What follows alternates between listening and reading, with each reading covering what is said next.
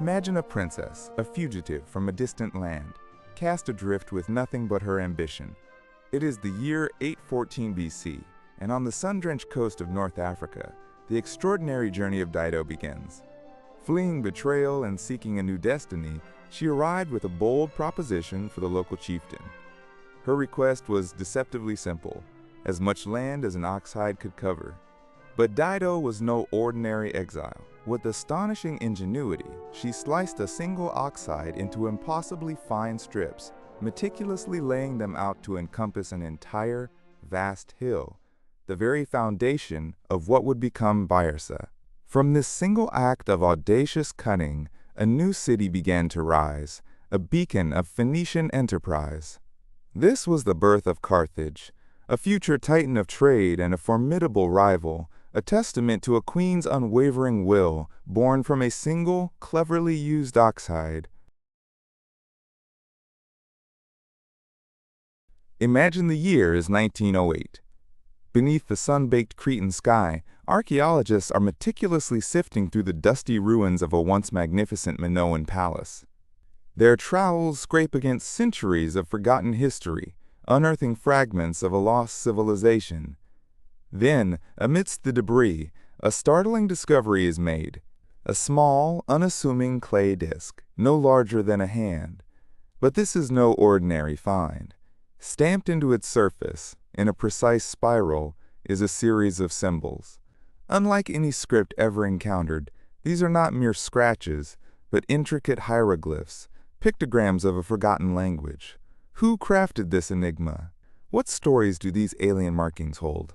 For over a century, the Phaistos Disc has defied decipherment, an enduring mystery, a tantalizing glimpse into an ancient secret that continues to captivate and confound us. Imagine the scene. Dublin Castle, 1907. A palpable buzz of anticipation for the imminent arrival of King Edward VII. Preparations were meticulous, especially for the priceless crown jewels, the very symbols of royal authority.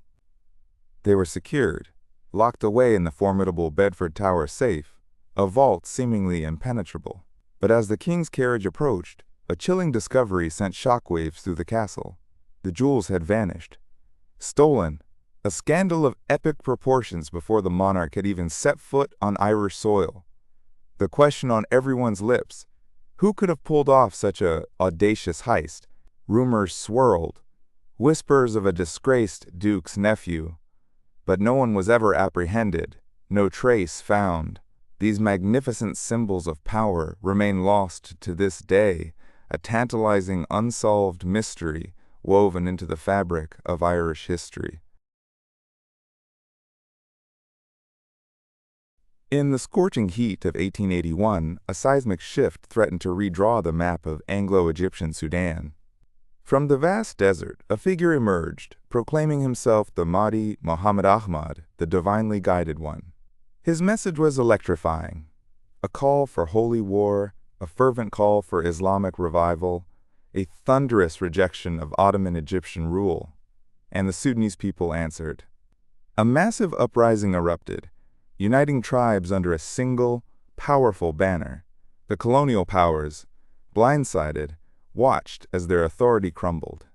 The legendary Gordon found himself trapped in Khartoum, his desperate siege a symbol of the desperate struggle. But the Mahdist forces, fueled by faith and fury, overwhelmed the British. A new empire was born, a defiant state carved out of the desert, a potent challenge to the encroaching colonial powers, its legacy echoing through the sands of time. Imagine a world at its zenith. The Bronze Age, a period of unprecedented prosperity and powerful empires, stretching across the Mediterranean. Then, without warning, a storm unlike any other descended. From the vast, uncharted expanse of the sea, a wave of unknown warriors emerged. They were the Sea Peoples, a mystery from the waves, and their arrival was a cataclysm. Great civilizations, like the mighty Hittites and the sophisticated Mycenaeans, crumbled before their onslaught. Even the formidable Egyptian empire, a colossus for millennia, teetered on the brink of annihilation. These raiders pillaged, they burned, and then, as mysteriously as they appeared, they vanished, leaving behind a shattered world. Their sudden, brutal appearance and disappearance plunged the region into a dark age, the true origins of these enigmatic invaders lost to the mists of time. Dramatic music swells. The year is 1863. The American Civil War rages, and one city, Vicksburg, Mississippi, stands as the unbreachable Gibraltar of the Confederacy. But General Ulysses S. Grant was a man who knew no surrender. For 47 grueling days, his Union forces tightened their grip, a relentless siege of trenches, deadly mines, and thunderous bombardments. Inside the besieged city, a harrowing drama unfolded. Civilians, their homes shattered, dug into caves for meager shelter. As supplies dwindled to nothing, the unthinkable became reality.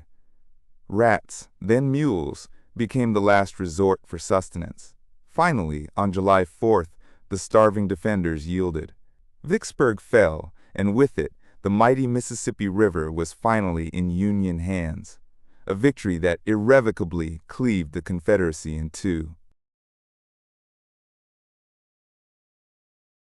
Stockholm Harbor, 1628. A day of immense pride.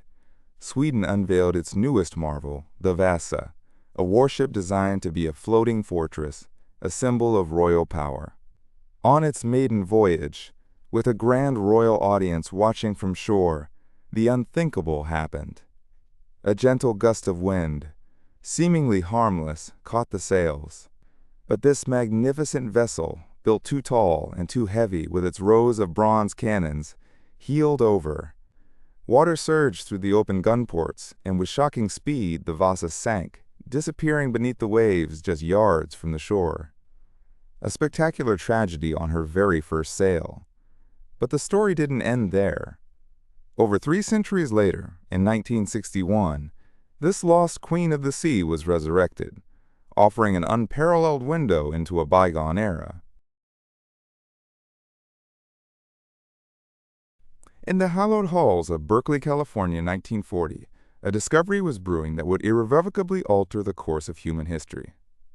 Glenn Seaborg and his dedicated team, in a feat of scientific daring, were bombarding uranium with deuterons. What they were hunting for were hints of new elements, fleeting whispers from the atomic frontier. And then they found it. A new, heavier atom, unlike anything previously known.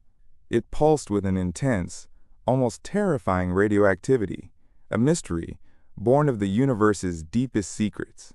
They christened this potent newcomer Plutonium, a name befitting its distant, enigmatic origin after the Roman god of the underworld. This was element 94, confirmed and undeniable. Its discovery was not just a scientific triumph. It was the very spark that ignited the atomic age, birthing both the future of boundless energy and the terrifying specter of atomic warfare.